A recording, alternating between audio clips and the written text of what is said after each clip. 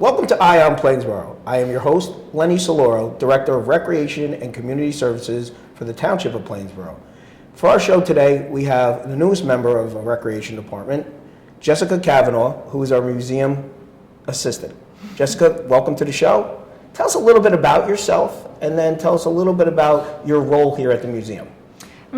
So I have a bachelor's degree in fine art from the College of New Jersey. I have experience in exhibition development and business management, as well as collections cataloging for historical museums. So you can see now why we hired her as our assistant. In terms of what I do here, I help to develop programs, and I also help to organize the collections of the museum. Thank you so much. So I know we've developed a new program here, and we want to get all the youngsters in the town able to get here. So we've developed a program with the school system where all third graders in the school district will come here to visit the Wicoff Museum and learn about the history of Plainsboro. So tell us a little bit about that. So this is a new program that will debut this year specifically for third graders. So it has been developed to meet several of New Jersey's curriculum standards for third grade social studies. So it is customized for 45-minute, 60-minute, and 90-minute time slots per group.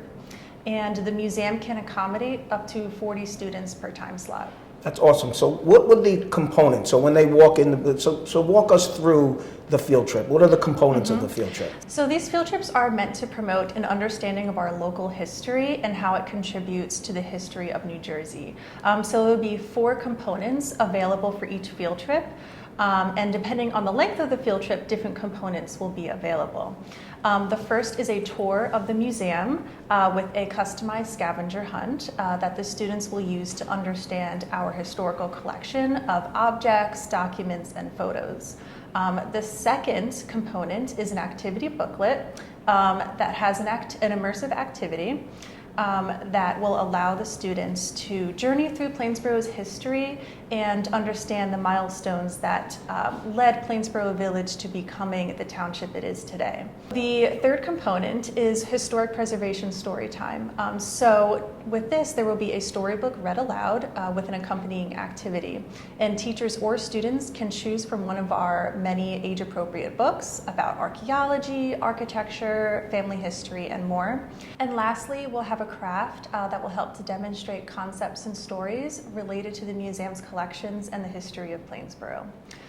So the 45-minute or 60-minute field trips can include 2 or 3 of these components, while a 90-minute field trip can include all 4 of these components. Wow, Jess. You know, as you're talking, I just realized how much there is to do and learn here at the Wicoff Museum. So that being said, is there anything else in the museum or while they're here on the trip that our viewers, the teachers, the school district, or especially the parents should know about the trip? Well, the museum has a large yard and garden area as well as outdoor picnic tables. So if the students brought a bagged lunch, they could enjoy that inside or outside the museum. And we also want to acknowledge that we collaborated with Plainsboro Library and the West Windsor Historical Society on multiple components, so that we wanted to give the students a thorough experience with this program. So we know that collaboration is important. So that's what makes this such a unique endeavor, right? So it's the school system with the recreation department and the township and the museum staff collaborating to bring this field trip program to the students. And you know, going back and talking to the school district, why did we feel this was important that the students learn about local history and acknowledge Plainsboro's history?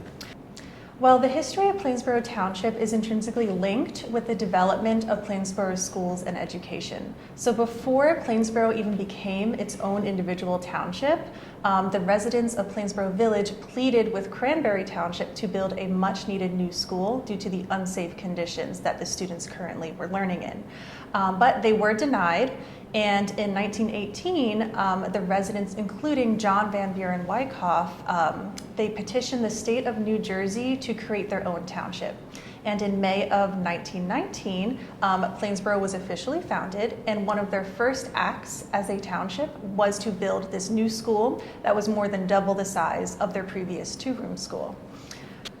So as Mayor Cantu likes to tell everybody, and as we learned during the centennial, education is embedded in Plainsboro's history.